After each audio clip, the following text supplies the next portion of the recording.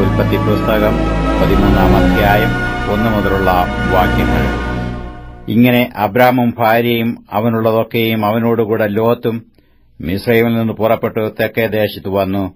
കന്നുകാലി, വെള്ളി, പൊന്ന് ഈ വകയിൽ അബ്രാം ബഹുസമ്പന്നനായിരുന്നു. അവൻ തന്റെ യാത്രയിൽ തെക്കുനിന്നു ബേഥേൽ വരെയും ബേഥേലിനും ഹായിക്കും മധ്യേ തനിക്ക് ആദിയിൽ കൂടാരം ഉണ്ടായിരുന്നതും താൻ ആദിയിൽ ഉണ്ടാക്കിയ യാഗപീഠമായിരുന്നതുമായ സ്ഥലം വരെയും ചെന്നു. അവിടെ അബ്രാം യഹോവയുടെ നാമത്തിൽ ആരാധിച്ചു. അബ്രാമിനോടുകൂടെ വന്ന ലോത്തിനും ആടുമാടുകളും കൂടാരങ്ങളും ഉണ്ടായിരുന്നു. അവർ ഒന്നിച്ചു പാർപ്പാൻ തക്കവണ്ണം ദേശത്തിനു അവരെ വഹിച്ചുകൂടാഞ്ഞു. സമ്പത്ത് വളരെ ഉണ്ടായിരുന്നതുകൊണ്ട് അവർക്ക് ഒന്നിച്ചു പാർപ്പാൻ കഴിഞ്ഞില്ല. അബ്രാമിന്റെ കന്നുകാലികളുടെ ഇടയന്മാർക്കും ലോത്തിന്റെ കന്നുകാലികളുടെ ഇടയന്മാർക്കും തമ്മിൽ പിണക്കമുണ്ടായി. കനാന്യരും പെരീസ്യരും അന്ന് ദേശത്ത് പാർത്തിരുന്നു. അതുകൊണ്ട് അബ്രാം ലോത്തിനോട്, എനിക്കും നിനക്കും എന്റെ ഇടയന്മാർക്കും നിന്റെ ഇടയന്മാർക്കും തമ്മിൽ പിണക്കമുണ്ടാകരുതേ. നാം സഹോദരന്മാരല്ലോ. ദേശമെല്ലാം നിന്റെ മുമ്പാകെ ഇല്ലയോ?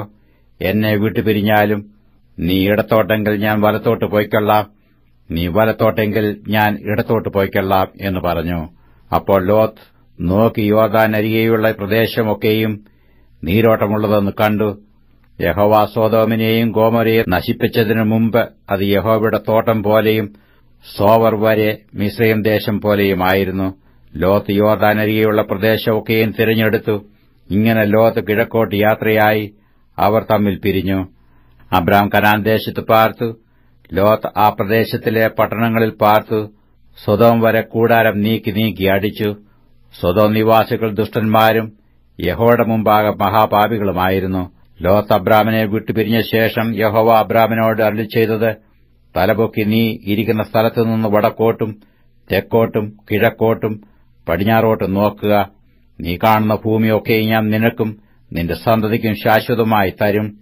ഞാൻ നിന്റെ സന്തതിയെ ഭൂമിയിലെ പൊടി പോലെയാക്കും. ഭൂമിയിലെ പൊടിയെ എണ്ണുവാൻ കഴിയുമെങ്കിൽ നിന്റെ സന്തതിയെയും എണ്ണാം. നീ പുറപ്പെട്ട ദേശത്ത് നെടുകയും കുറുകയും സഞ്ചരിക്ക, ഞാൻ അത് നിനക്ക് തരും. അപ്പോൾ അബ്രാം കൂടാരം നീക്കി ഹെബ്രോനിൽ മെമ്രയുടെ തോപ്പിൽ വന്നു പാർത്തു. അവിടെ യഹോവയ്ക്ക് ഒരു യാഗപീഠം പണിതു.